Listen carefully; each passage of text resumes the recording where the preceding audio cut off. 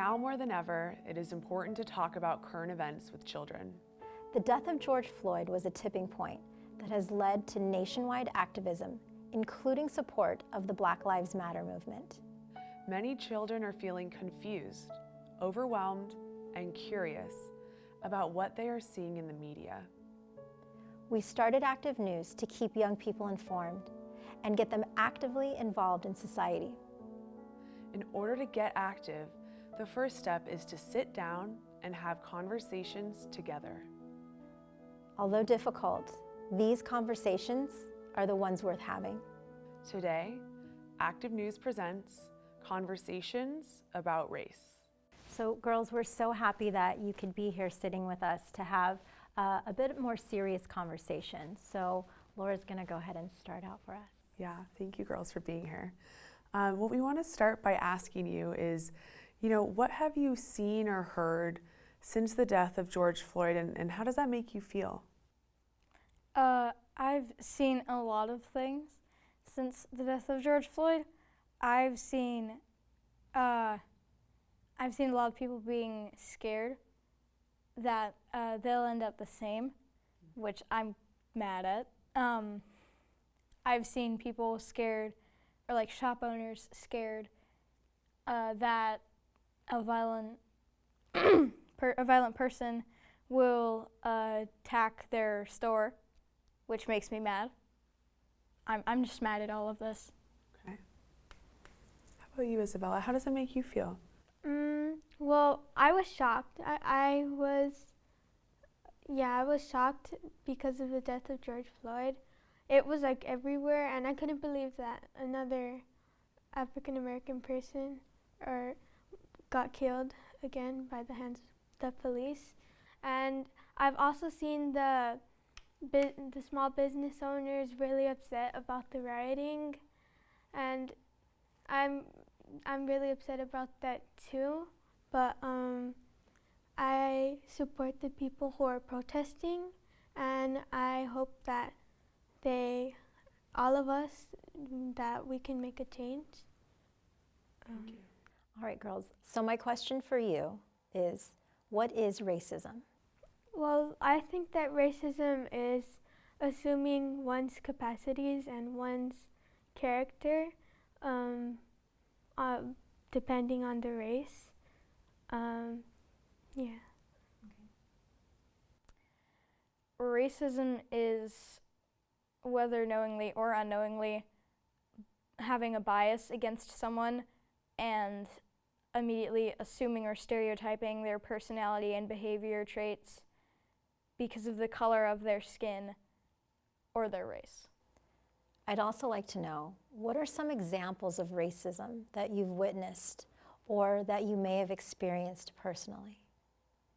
Well, one time we were going on a road trip, and we stopped in this little town in Washington, and I needed to use the restroom like a lot. So we stopped at a gas station and we went inside and we asked if we could use the restroom, and they sent us out to the porta potties outside.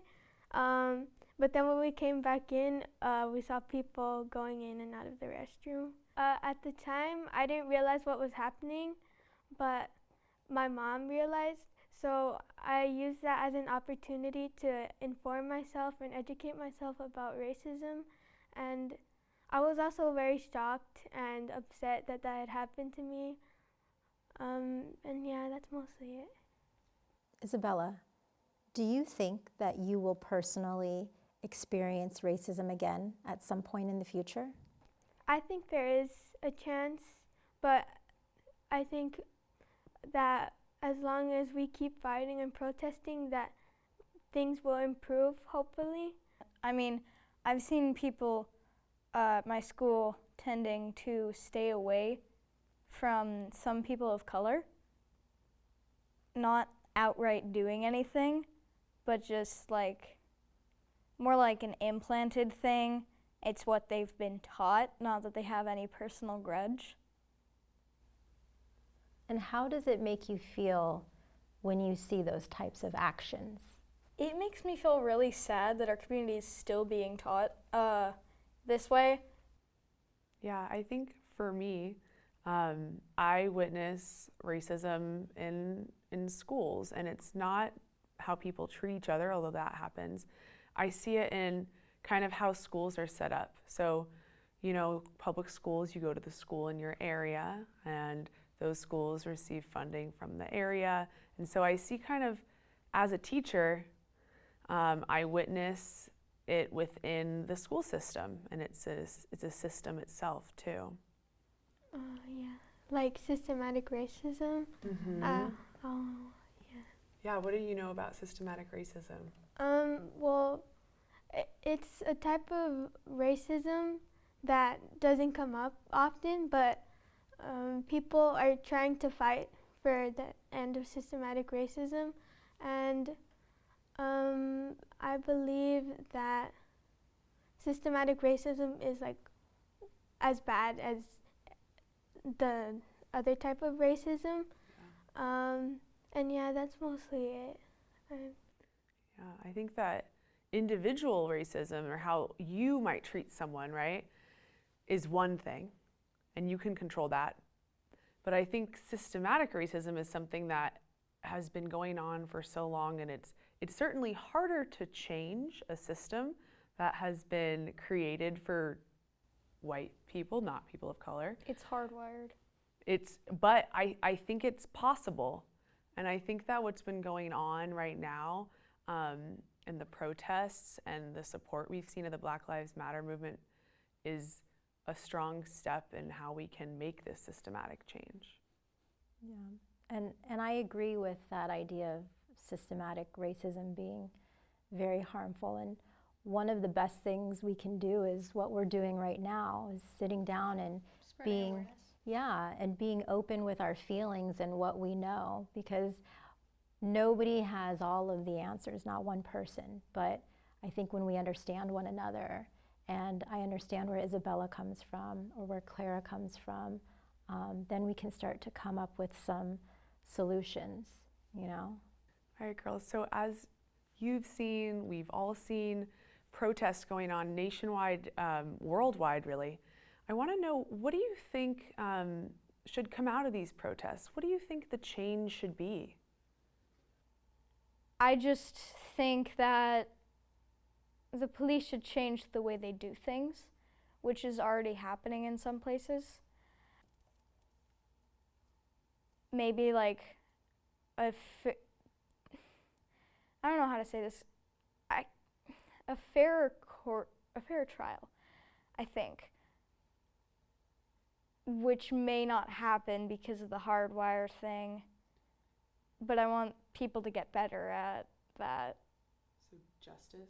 Yes, better justice system.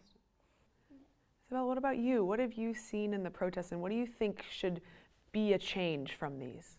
I think that police procedures should also change, because I don't think it's okay to keep your knee on someone's neck while they're saying that they can't breathe, and just being left alone like that.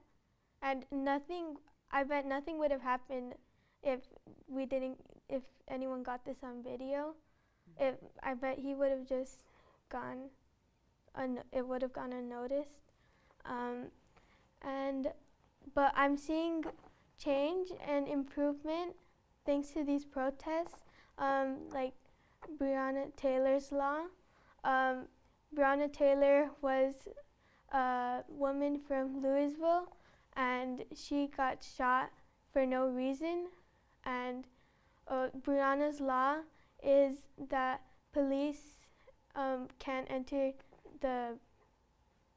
your place without they can't just barge in. And I think that that's a very big step, because as a result of these protests. So it makes me happy that things are improving and things are changing, and I hope that they continue to improve and that things just get better. I agree with you that I think that police laws should be changed, and that this is a step in the right direction But I think there's definitely still work to be done and still things that these protests can achieve. But that's a great start. Thank you. And I think in reality, we can start to change some laws and change some procedures as a first step, at least in order to make society better and have people have more opportunity and have people, you know, treated more equally and more fairly and more justly, right? We'll take that.